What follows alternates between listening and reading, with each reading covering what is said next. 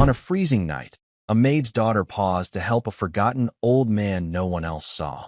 Unaware her compassion would uncover a billionaire's hidden past. The night was cruel in Northwood. Wind howled through empty streets, biting through every layer of cloth and hope.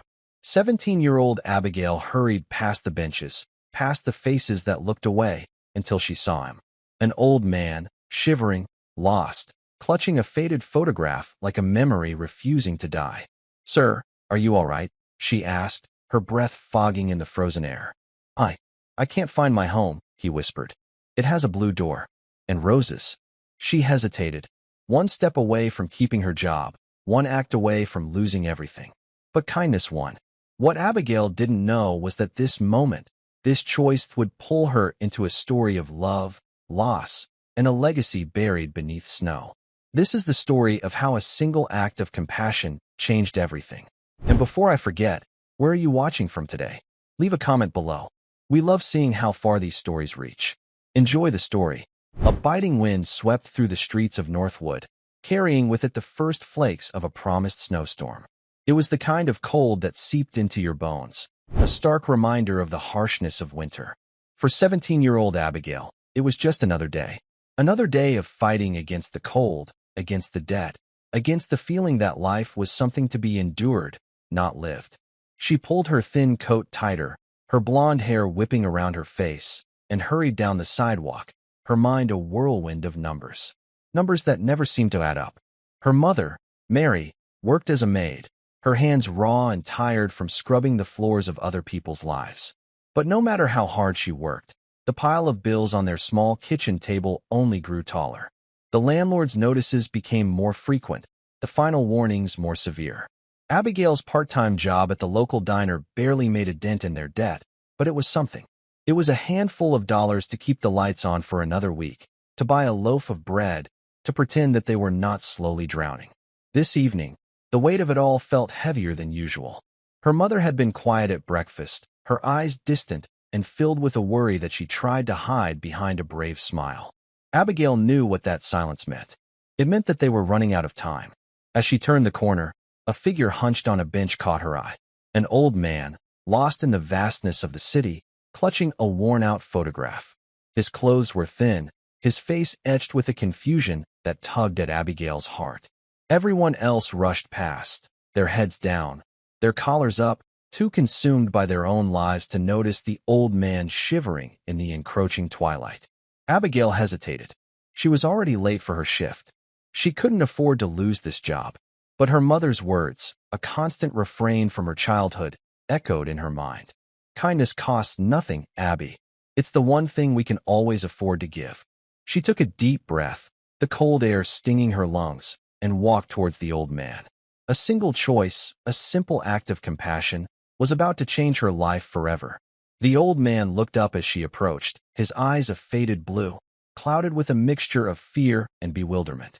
He held the photograph with trembling hands, his gaze fixed on the smiling faces of a young couple, their images faded with time.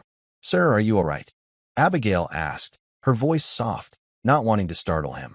He blinked, as if waking from a dream. I seem to be lost," he murmured, his voice raspy with age. "I was supposed to meet my son, but I can't remember where." Abigail's heart ached for him. She looked around, but the street was emptying, the warmth of homes and restaurants a stark contrast to the cold isolation of the bench. "Where do you live, sir? I can help you get home." He shook his head, a flicker of despair in his eyes. "I don't remember the address. Just the house. It has a blue door, and a garden full of roses in the summer." A blue door and a rose garden. In a city of thousands of houses, it was a hopeless clue. Abigail's mind raced. Her shift at the diner, the mounting bills, her mother's worried face. She should leave. She had to leave. But the image of this old man, alone and forgotten, was a weight on her conscience that she couldn't ignore. "My name is Abigail," she said, offering a small smile. "What's your name?" "Henry," he said, his voice a little stronger. "Henry Fitzgerald."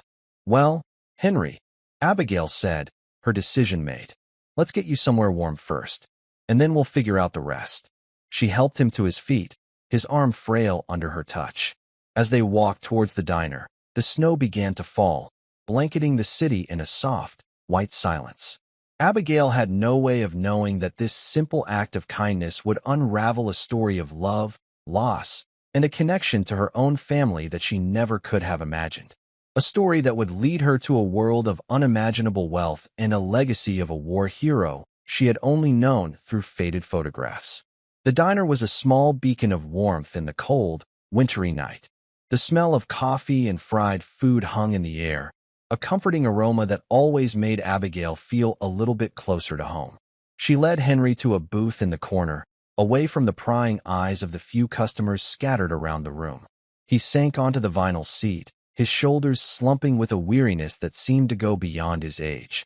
"Thank you, my dear," he said, his voice filled with a genuine gratitude that made Abigail's heart swell. "You are a very kind young lady." "It's no problem, Henry," she replied, sliding into the seat opposite him. "Let me get you some coffee. It'll warm you up." She flagged down a waitress, a woman named Carol who had worked at the diner for as long as Abigail could remember. Carol was a no-nonsense woman with a heart of gold, and she looked at Henry with a mixture of pity and concern. "Everything all right here, Abby?" she asked, her eyes lingering on the old man's worn-out clothes. "He's a little lost, Carol," Abigail explained. "I'm just trying to help him find his way home." Carol nodded, her expression softening. "Well, you're a good kid.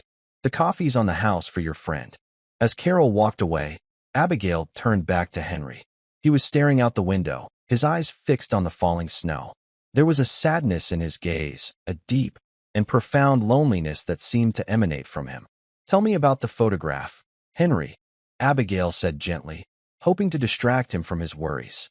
He looked down at the picture in his hands, his fingers tracing the edges of the faded image.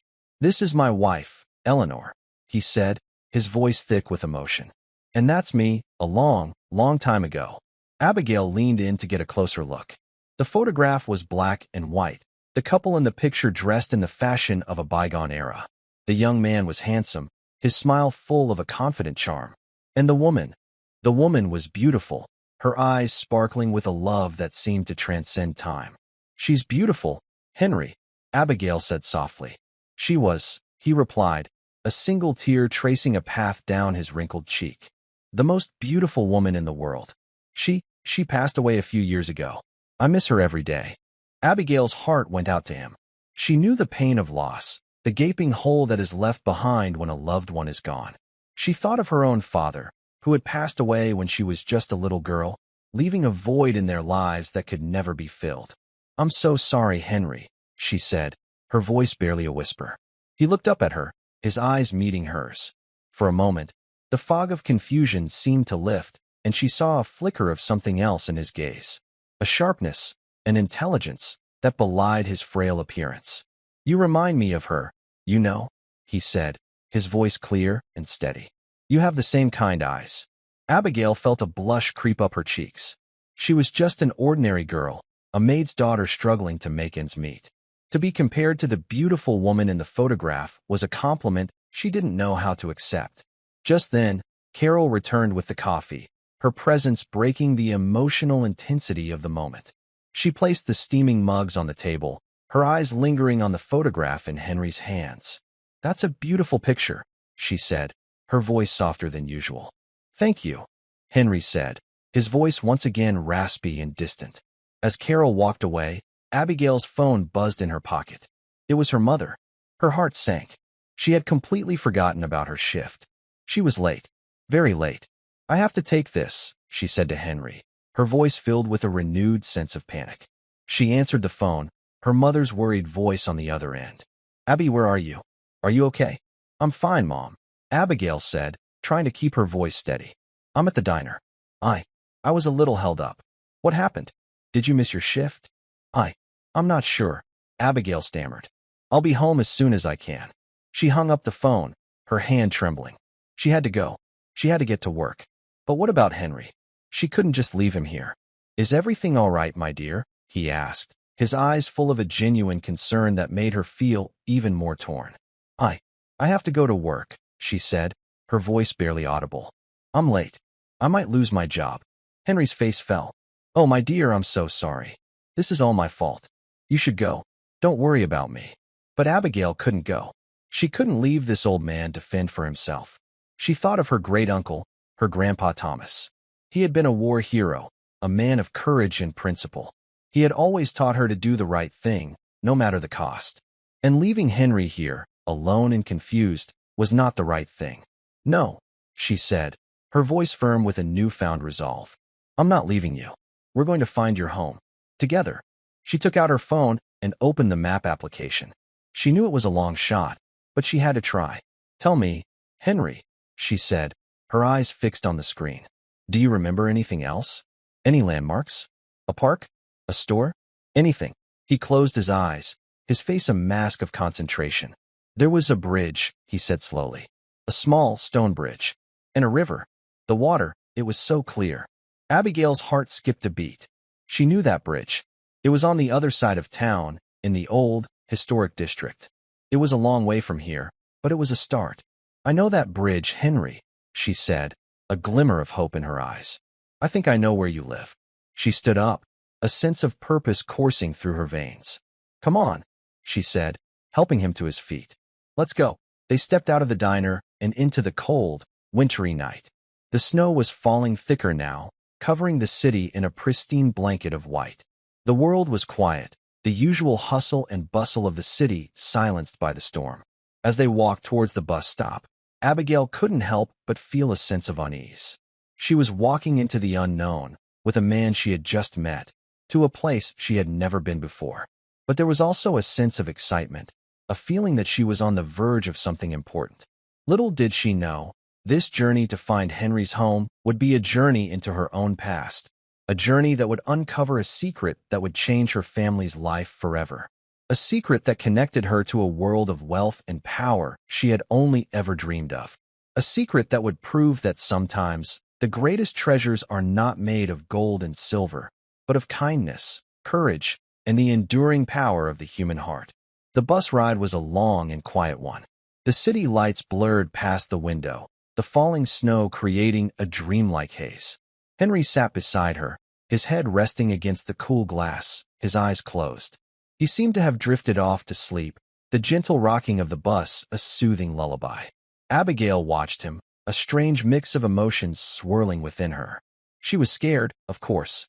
Scared of losing her job, scared of her mother's disappointment, scared of the ever-growing mountain of debt that threatened to consume them. But there was also a sense of peace, a feeling that she was exactly where she was supposed to be. She thought about her great-uncle, Grandpa Thomas. He had been a man of few words, but his actions had always spoken volumes. He had been a decorated war hero, a man who had faced unimaginable horrors with a quiet courage that had always inspired her. He had passed away when she was just a little girl, but his memory was a constant presence in her life. Her mother had told her stories of his bravery, of his unwavering sense of duty, of his belief that a single person could make a difference in the world. He had left them with very little in terms of material possessions, but he had given them something far more valuable. He had given them a legacy of honor, of integrity, of the importance of standing up for what is right. As the bus rumbled on, Abigail reached into her pocket and pulled out a small, tarnished silver locket. It had belonged to her great-uncle, a memento of his time in the war. She opened it, revealing a tiny, black-and-white photograph of a young soldier, his eyes full of a determination that seemed to defy the horrors of war. She had never known the man in the photograph, but she had always felt a deep connection to him. He was a part of her family's history. And as she sat there, on a bus in the middle of a snowstorm, with a lost old man by her side, she felt his presence more strongly than ever. The bus finally came to a stop at the edge of the historic district. The snow was falling heavily now, the wind howling through the old, narrow streets. Abigail gently shook Henry's shoulder. "Henry," she said softly, "we're here." He blinked his eyes open, a look of confusion on his face. Where are we?" "We're at the stone bridge, Henry," she said, her voice full of a hope she didn't quite feel. "Does any of this look familiar?" He peered out the window, his eyes scanning the snow-covered landscape. I think so," he said, his voice hesitant.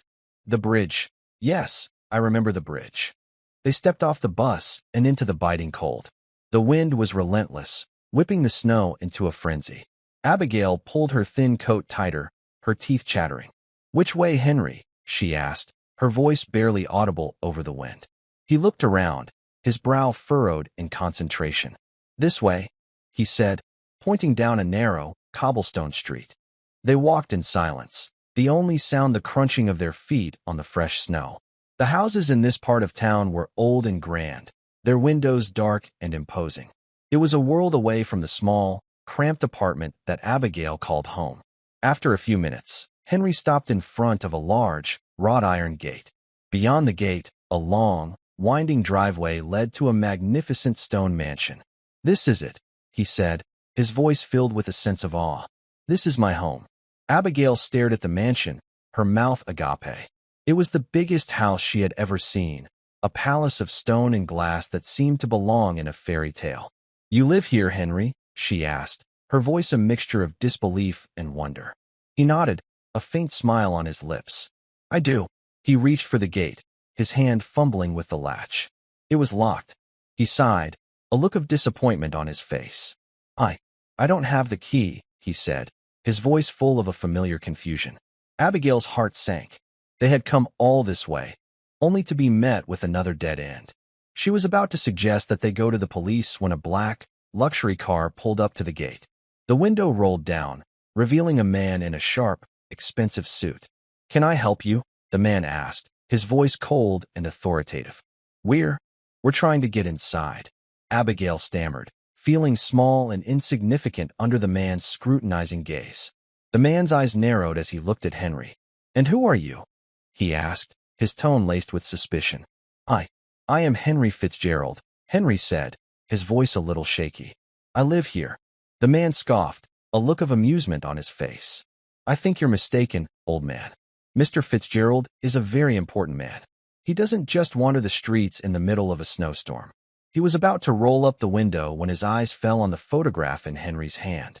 He leaned in for a closer look, his expression changing from one of amusement to one of shock.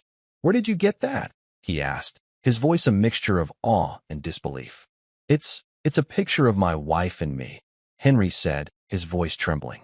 The man stared at the photograph for a long moment, his eyes darting from the picture to Henry's face. He seemed to be struggling to comprehend what he was seeing. "Mr. Fitzgerald?" he said, his voice barely a whisper. "Is that really you?" Henry nodded, a tear rolling down his cheek. The man fumbled with the controls, the gates swinging open with a soft, electronic hum. He got out of the car, his face pale with a mixture of shock and relief. "Sir, we've been looking for you everywhere," he said, his voice full of a deference that was a stark contrast to his earlier arrogance. "Your son has been worried sick." He opened the car door for Henry, helping him into the back seat with a gentle reverence. He then turned to Abigail, his eyes full of a newfound respect. "Thank you, miss," he said, his voice sincere. "You have done a great service for the Fitzgerald family tonight." He reached into his pocket and pulled out a thick wad of cash. "Please, take this for your trouble." Abigail stared at the money, her mind a whirlwind of emotions. It was more money than she had ever seen in her life, enough to pay off all of their debts, and then some. But she couldn't take it. It didn't feel right. "No, thank you," she said, her voice firm.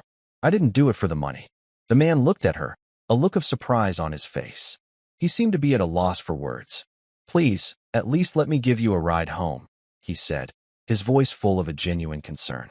Abigail hesitated for a moment, then nodded.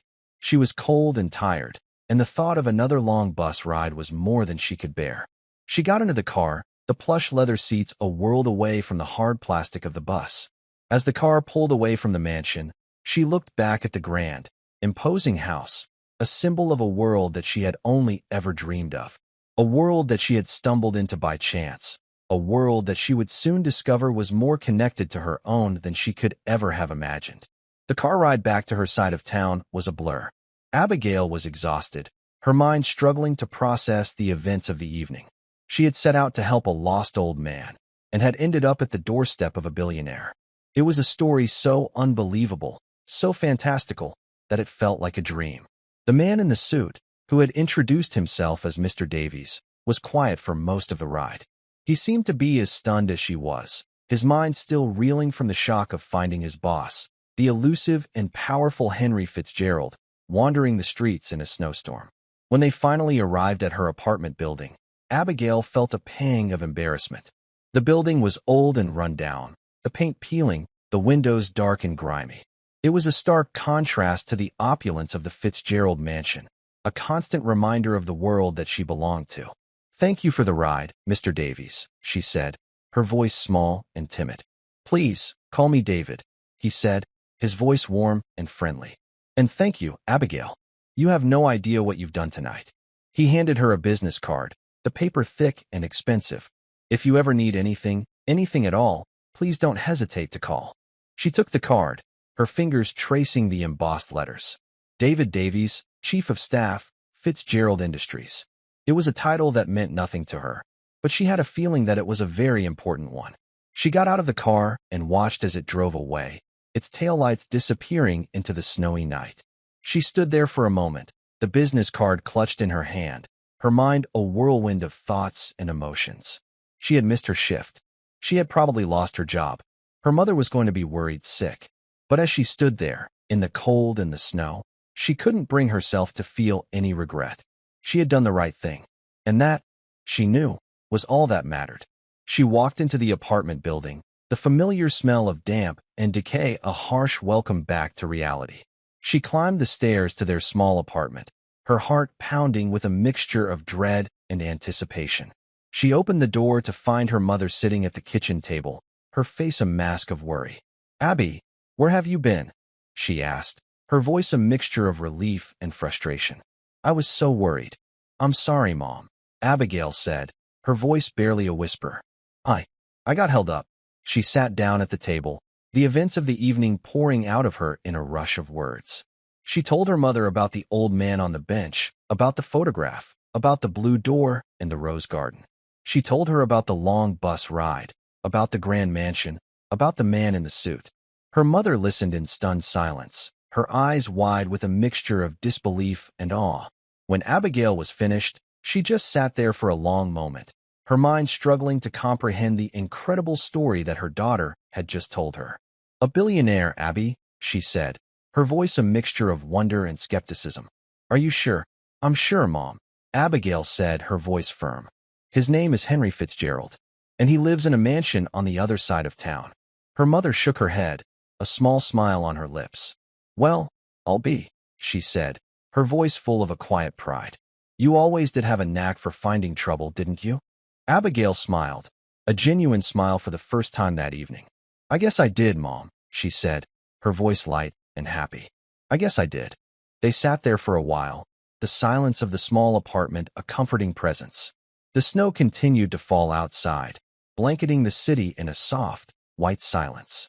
As Abigail got ready for bed, she couldn't help but think about Henry Fitzgerald. She wondered if he was warm and safe, if he had been reunited with his son. She hoped so. She took out the business card that David Davies had given her, her fingers tracing the embossed letters. She knew that she would probably never see Henry Fitzgerald again, that their paths had crossed for a brief, fleeting moment, and would now diverge forever.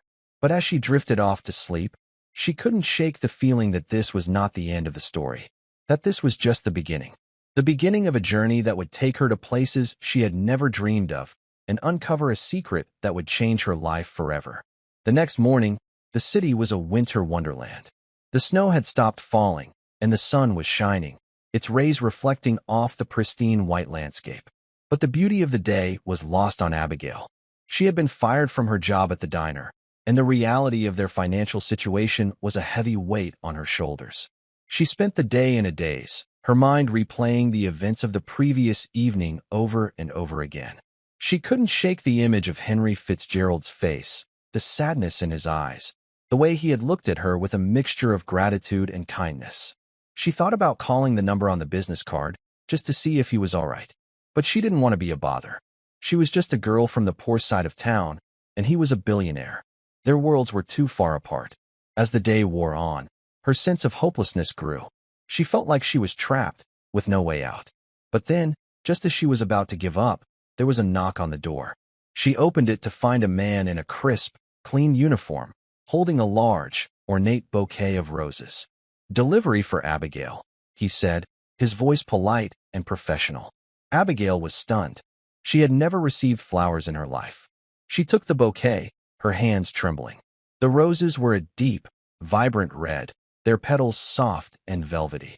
They were the most beautiful flowers she had ever seen. Tucked into the bouquet was a small, white envelope. She opened it, her heart pounding with a mixture of curiosity and anticipation. Inside was a handwritten note, the script elegant and refined. "Dear Abigail," the note began. "Thank you for your kindness. You are a true angel. Please accept this small token of my gratitude. Henry Fitzgerald." Enclosed with the note was a check for $10,000. Abigail stared at the check, her mind struggling to comprehend the number of zeros. It was more money than she had ever seen in her life, enough to pay off all of their debts and start a new life. She showed the check to her mother, who was just as stunned as she was. They held each other and cried, tears of joy and relief streaming down their faces. It was a miracle, a true, honest-to-goodness miracle. The next few days were a blur of excitement and activity. They paid off their debts, bought new clothes, and even started looking for a new apartment. For the first time in a long time, they felt a sense of hope, a feeling that things were finally going to be all right. But as the initial excitement wore off, Abigail couldn't help but feel a sense of unease. The money was a gift, a godsend, but it also felt like a handout. She wanted to earn her own way, to make her own mark on the world. She decided to call the number on the business card. She wanted to thank Mr. Fitzgerald in person and to tell him that she didn't want any more of his money. She was nervous as she dialed the number, her heart pounding in her chest. But to her surprise, David Davies answered on the first ring. "Abigail, I was hoping you would call," he said, his voice warm and friendly. "Mr. Fitzgerald would like to see you. He has a proposition for you." Abigail was intrigued. A proposition? What could a man like Henry Fitzgerald possibly want from a girl like her? She agreed to meet him at his office the next day. The Fitzgerald Industries building was a towering skyscraper of glass and steel, a symbol of the immense wealth and power that the Fitzgerald family commanded. As she stepped into the elevator, her heart was in her throat. She felt like she was stepping into a different world, a world where she didn't belong.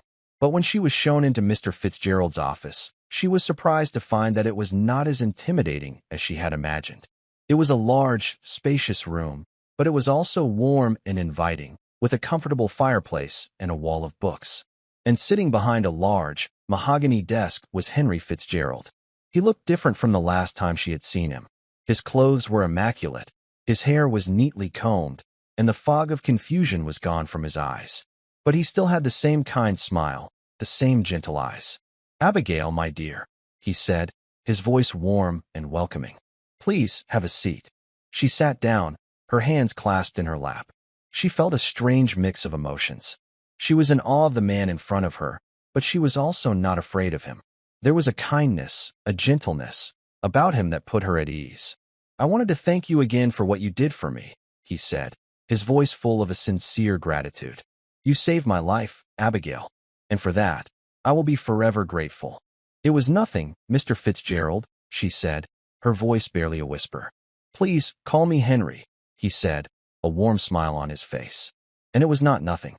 It was everything. He leaned forward, his eyes fixed on hers. "Abigail, I have a proposition for you. I would like you to come and work for me." Abigail was stunned. "Work for you? But what could I possibly do?" "I want you to be my personal assistant," he said, his voice firm and confident. "I need someone to help me with my correspondence, to organize my schedule, to accompany me to meetings. I need someone I can trust. And I trust you, Abigail." Abigail was at a loss for words. It was an incredible opportunity, a chance to work for one of the most powerful men in the country. But she was just a girl from the poor side of town, with no experience, no qualifications. I don't know what to say," she stammered.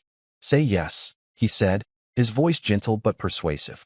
"Say yes, and I promise you, you will not regret it." She looked into his eyes, and she saw a man who believed in her, who saw something in her that she didn't even see in herself. And in that moment, she knew that she had to say yes. "Yes," she said, her voice firm and clear. "Yes, I'll do it." A broad smile spread across Henry's face. "Excellent," he said, his eyes twinkling. "I knew you were a smart girl." And so began a new chapter in Abigail's life. She moved into a small apartment in a nice part of town, and she started working for Henry Fitzgerald. It was a world away from her old life, a world of luxury and privilege that she had only ever dreamed of. But as she got to know Henry, she realized that he was not like the other rich and powerful people she had read about in the newspapers. He was a kind and gentle man, a man who had never forgotten where he came from. He told her stories of his childhood, of his struggles, of the love of his life, his wife Eleanor. He told her about the war, about the friends he had lost, about the sacrifices he had made. And as she listened to his stories, she began to realize that there was a connection between them, a bond that went beyond that of an employer and an employee. It was a bond of friendship, of mutual respect, of a shared understanding of the importance of kindness and compassion. One day, as they were looking through some old photographs, Henry pulled out a picture of a young soldier. Abigail's heart skipped a beat. It was the same soldier as in her great uncle's locket. "Who is that, Henry?" she asked, her voice trembling. "That," he said, his voice thick with emotion, "is my best friend. Thomas. We served together in the war. He saved my life." Abigail's mind reeled. Thomas. Grandpa Thomas. It couldn't be. She pulled out her locket and showed it to Henry. He stared at it, his eyes wide with a mixture of shock and disbelief. "Where did you get this?" he asked, his voice barely a whisper. "It was my great-uncle's," she said, her voice shaking. "His name was Thomas." Henry looked at her, his eyes full of a dawning realization. "Abigail," he said, his voice trembling. "What was your great-uncle's last name?" "Miller," she said, her voice barely audible. "Thomas Miller." Henry's face went pale. He sank back into his chair, his hand over his heart. "Thomas Miller," he whispered, his voice full of a mixture of awe and wonder. "I've been looking for his family for years." He looked at Abigail, his eyes full of a love and a gratitude that was so profound, it brought tears to her eyes. "It was no accident that we met that night, Abigail," he said, his voice thick with emotion. "It was fate. It was destiny. It was your great-uncle, watching over us, bringing us together." And in that moment, Abigail knew that he was right. It was not a coincidence. It was a miracle that had brought her to this man, to this place, to this life. A life that was far beyond anything she could ever have imagined.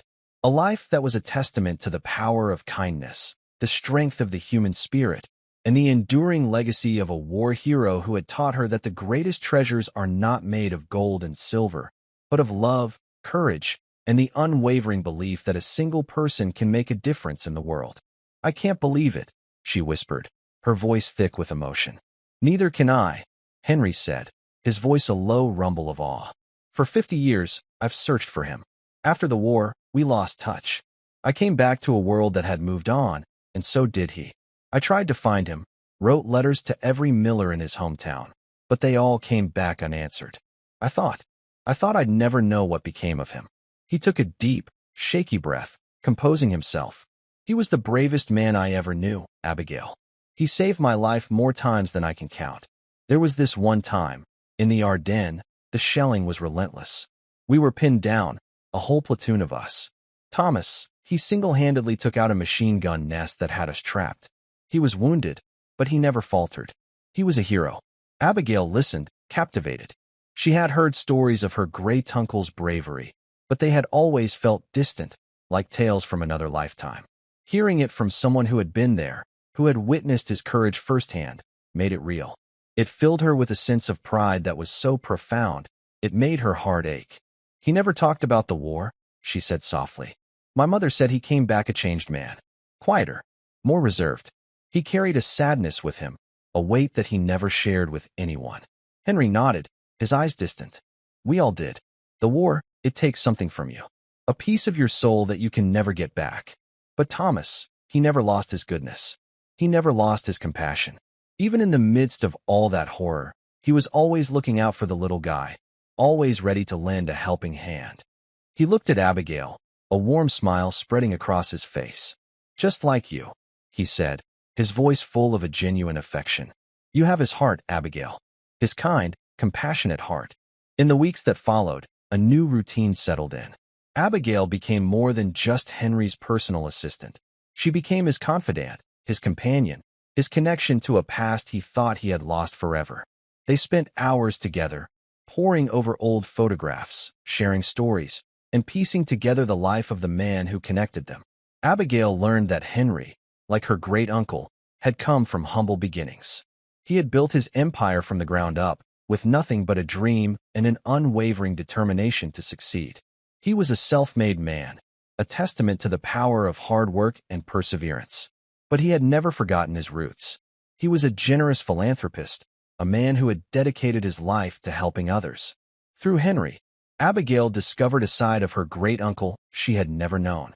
He had been a talented artist, a man who could capture the beauty of the world in a simple sketch. He had been a lover of poetry, a man who could recite Shakespeare by heart.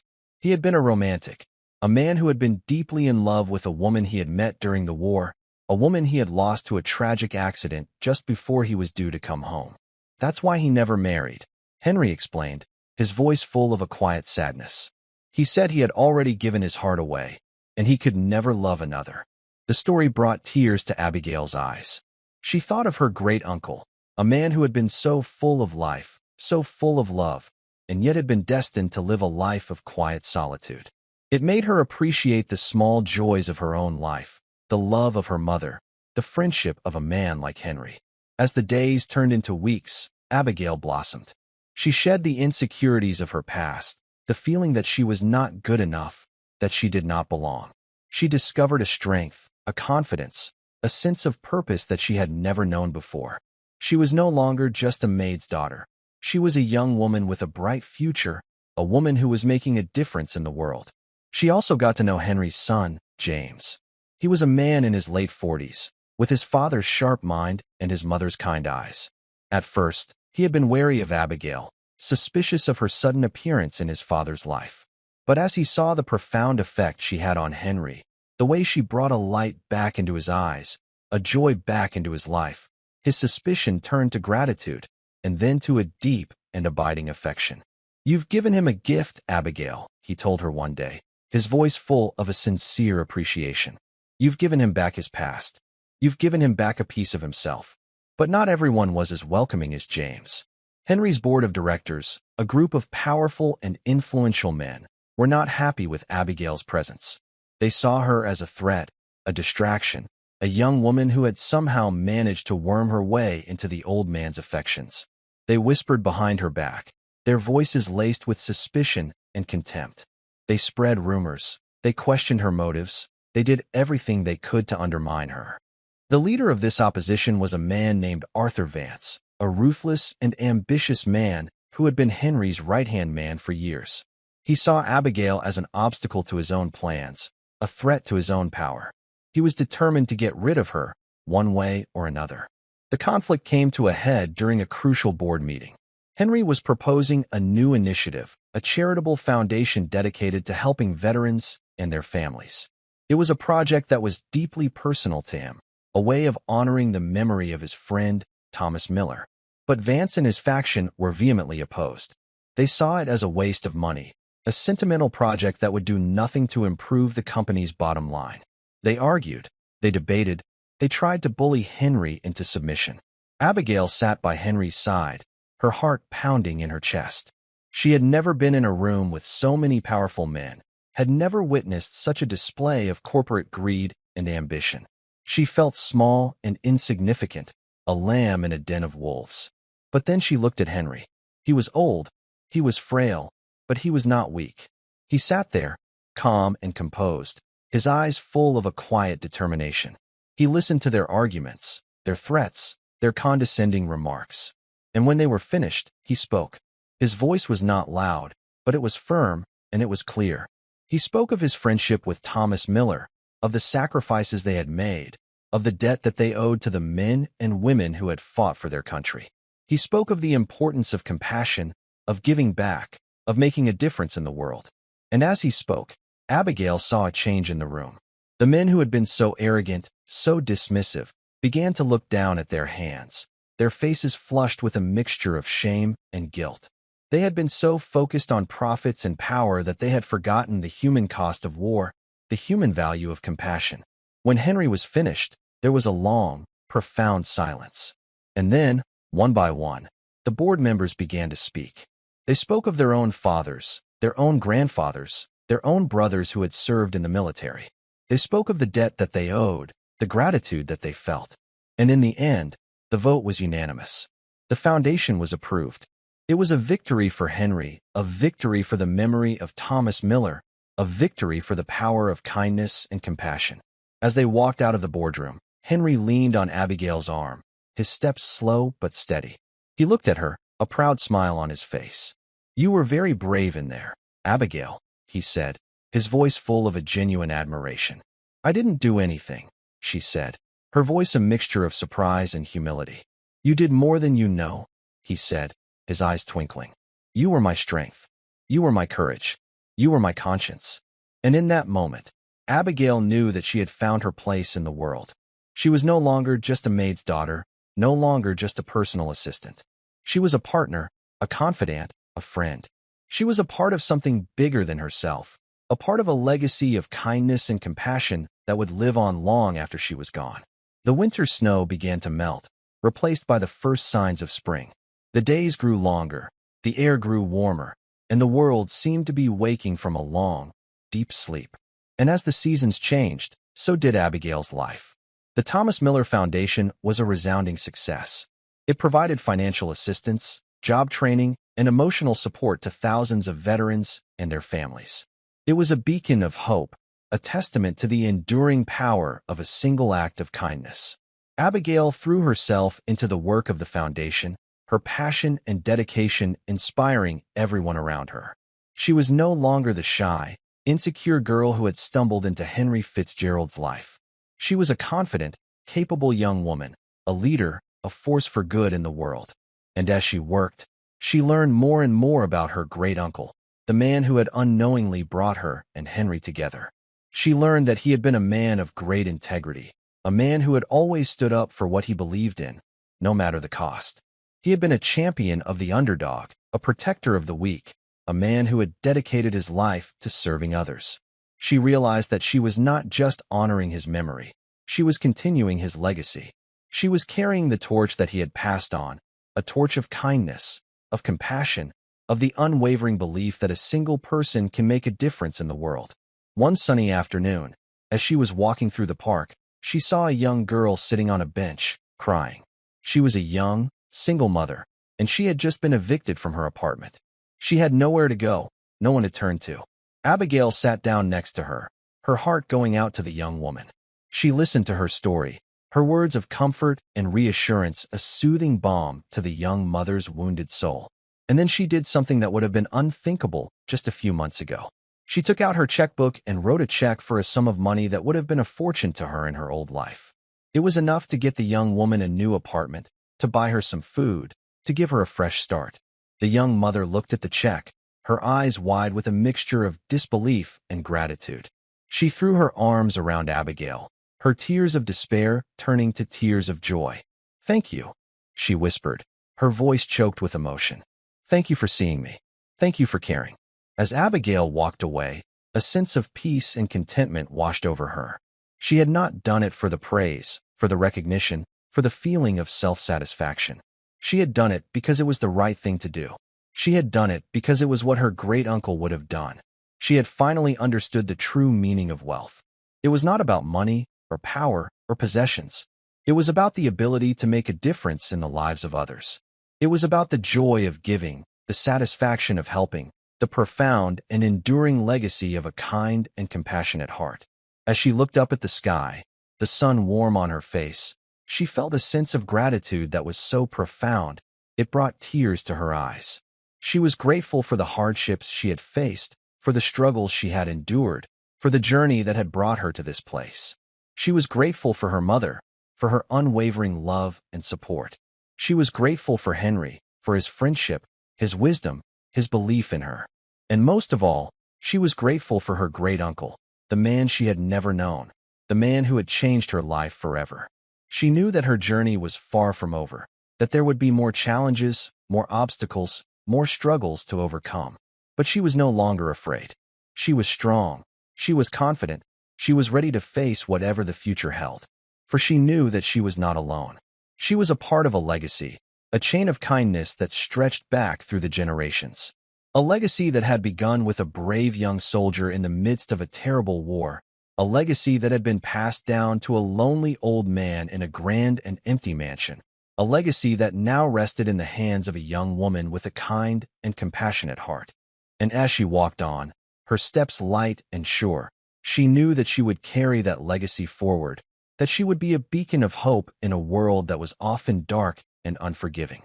She would be a testament to the power of a single act of kindness, a reminder that even in the coldest of winters, the warmth of the human heart can make the most beautiful of flowers bloom.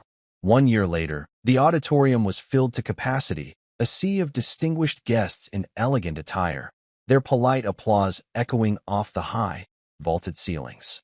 On the stage, under the warm glow of the spotlights, stood Abigail. A year ago, she would have been invisible in a room like this, another face in the crowd, or more likely, one of the staff serving drinks. Tonight, she was the keynote speaker. She wore a simple, dark blue dress, a stark contrast to the glittering jewels and designer gowns around her, but she stood with a poise and confidence that commanded the room's attention. It was the first anniversary gala for the Thomas Miller Foundation. In just 12 months, it had become a formidable force for good, a testament to what could be accomplished when compassion was backed by resources. Abigail looked out at the audience, her eyes finding her mother, Mary, in the front row. Mary's eyes were shining with tears, a proud, radiant smile on her face. Next to her sat James Fitzgerald, who gave Abigail a reassuring nod. A year ago, Abigail began, her voice clear and steady, amplified by the microphone but losing none of its warmth. I met a man on a cold winter night. He was lost, and he was alone. Helping him seemed like a small thing at the time, the kind of thing anyone would do. She paused, a gentle smile touching her lips. But I've learned this past year that the small things are often the ones that matter most.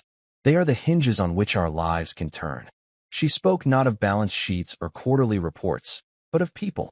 She told the story of a young veteran named Michael, who had returned from his tour with injuries both visible and invisible.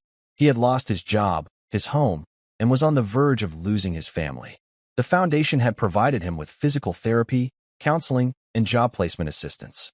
Just last week, he had sent Abigail a picture of himself standing in front of his new house, his arms wrapped around his wife and daughter, his smile wide and genuine. She spoke of another veteran, an elderly woman named Sarah, who had served as a nurse in a forgotten war. She was living in poverty, her medals tucked away in a dusty box, her service all but erased by time. The foundation had given her a grant to live comfortably, to have the dignity she had earned. More than that, they had helped her record her story, preserving her legacy for future generations. As Abigail spoke, the room grew quiet. The clinking of glasses ceased, the polite murmurs died down.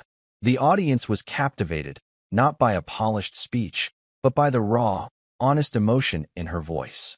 They were not just donors. They were witnesses to the profound impact of their generosity.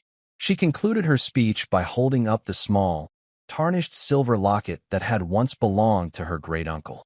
This locket belonged to Thomas Miller, she said, her voice thick with emotion. He was a hero who saved the life of his best friend, Henry Fitzgerald. They were two ordinary men who did extraordinary things. This foundation is their legacy. It is a testament to their belief that no one who serves should ever be forgotten. It is a promise that we will always be there to help our heroes find their way home. The applause that followed was thunderous, a standing ovation that went on for several minutes. As Abigail stepped down from the stage, her heart was full. The praise, the accolades, they were nice, but they were not what mattered. What mattered was the feeling that she was a part of something bigger than herself, a part of a chain of kindness that stretched back through the generations. Later that evening, after the last of the guests had departed, Abigail found herself alone in the quiet of the grand ballroom.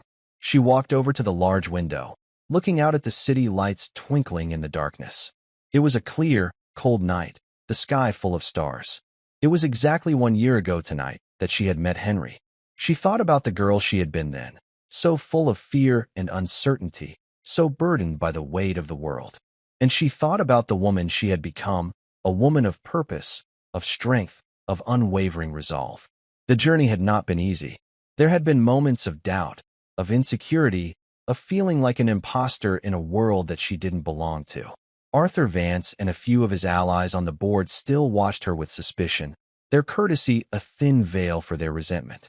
But she had learned to stand her ground, to speak her truth, to fight for what she believed in. She had Henry's letters and journals to guide her, and in his words, she found the courage to persevere. She also had her mother's unwavering love, a constant reminder of where she came from, of the values that had been instilled in her long before she had ever heard the name Fitzgerald. A soft footstep behind her made her turn. It was James. "He would have been so proud of you tonight, Abigail," he said, his voice gentle. "I hope so," she replied, her voice barely a whisper. "I know so," he said, his eyes full of a sincere warmth. "You've not only preserved his legacy, you've amplified it. You've given it a heart, a soul. You've become the daughter he never had." Tears welled in Abigail's eyes. She had lost a great uncle she had never known, but she had gained a father figure, a mentor, a friend. And in his son, she had found a brother. The next day, she took the bouquet of red roses from the gala and drove out to the cemetery. She laid the flowers on Henry's grave, the vibrant red a stark contrast to the pristine white marble. She stood there for a long moment, the cool winter air on her cheeks, the silence of the cemetery a comforting presence. "We did it, Henry," she whispered, her voice carried away by the wind. "We're making a difference, just like you and Thomas did." She took out the locket, its silver surface cool against her skin. She didn't need to open it. The image of the young soldier was etched in her mind, a constant reminder of the courage, the sacrifice, the love that had set this incredible journey in motion. As she turned to leave, she felt a sense of peace settle over her, a feeling of closure, of a circle completed. The past was not a burden to be carried, but a foundation to be built upon. And the future, once a source of so much anxiety, was now a landscape of endless possibility. She was no longer just a maid's daughter. She was a leader, a philanthropist, a storyteller. She was the keeper of a legacy, the guardian of a promise. And as she walked away, her steps light and sure, she knew that this was only the beginning. There were more stories to tell, more lives to touch, more heroes to bring home. The world was full of lost souls, waiting on cold street corners, clutching faded photographs, hoping that someone, somewhere, would stop to help. And Abigail would be there. She would always be there. And that's where we'll end the story for now. Whenever I share one of these, I hope it gives you a chance to step out of the everyday and just drift for a bit. I'd love to know what you were doing while listening. Maybe relaxing after work, on a late-night drive, or just winding down. Drop a line in the comments. I really do read them all. And if you want to make sure we cross paths again, hitting like and subscribing makes a huge difference. We are always trying to improve our stories, so feel free to also drop your feedback in the comment section below. Thanks for spending this time with me.